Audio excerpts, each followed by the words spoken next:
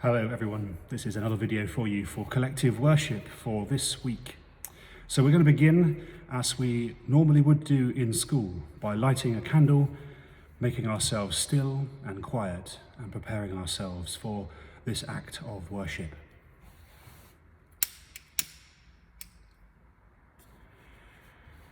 Today I have a story for you.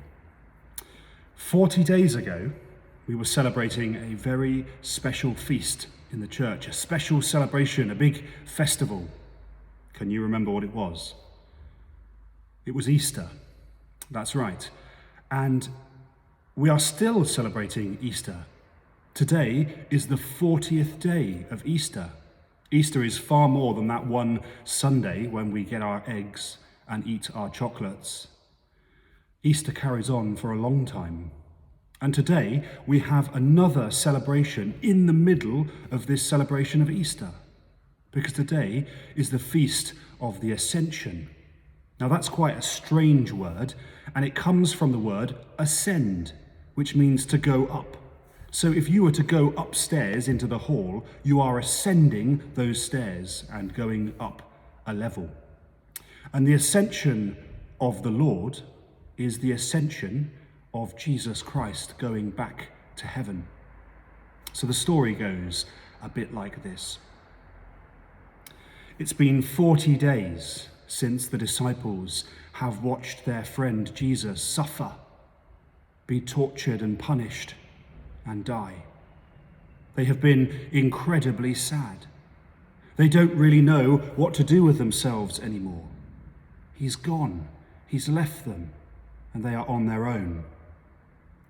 But then, one of the women from their group, Mary Magdalene, she's come back to see them, and she says, "Come and look at the grave where we laid him. Come and look at his tomb." And the disciples go, and they find the stone has been rolled back, and the grave is empty. Jesus is not there. Then he appears to them while they're locked in the room, hiding, afraid. He appears to them and he says, "I am with you. I will never leave you."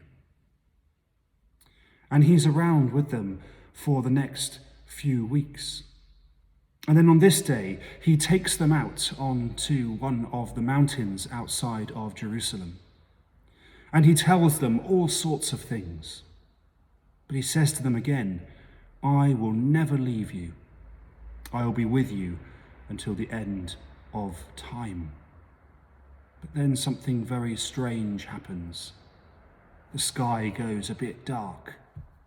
Then there's a bright light, and Jesus is lifted up and taken into heaven. And they don't really understand. He's just said to them, "I won't ever leave you." And now he's going again, this time ascending into heaven. But then in 10 days' time, Easter will finish, and it will finish with the great feast of Pentecost, the coming of the Holy Spirit. Because Jesus had said to his disciples, "If I don't leave you, if I don't go now, then I can't send the Spirit to you. And the Spirit will live inside of you. The Spirit will give you strength and power. The Spirit will guide you and help you. And if I don't go, the Spirit cannot come, because I'm already here. Because me and the Father and the Spirit are all one. God the Father, God the Son, God the Holy Spirit, the Trinity. We are here with you. I am here with you," says Jesus. So today in the church, we celebrate the departure of Jesus from the earth. His earthly mission is finished, and now he sends the Spirit to us. And as Christians, when we are baptized, when we have the water placed on our head, and we are brought into the family of the church, we are given a share of that Spirit to help us, to guide us, to make us strong in our mind, in our soul. And so today we give thanks for all that Jesus has done for us and for his sending of the Spirit. And in a few weeks' time, I'll tell you a bit more about Pentecost and what happened. But until then, let us pray. Our Father, who art in heaven, hallowed be thy name. Thy kingdom come, thy will be done, on earth as it is in heaven.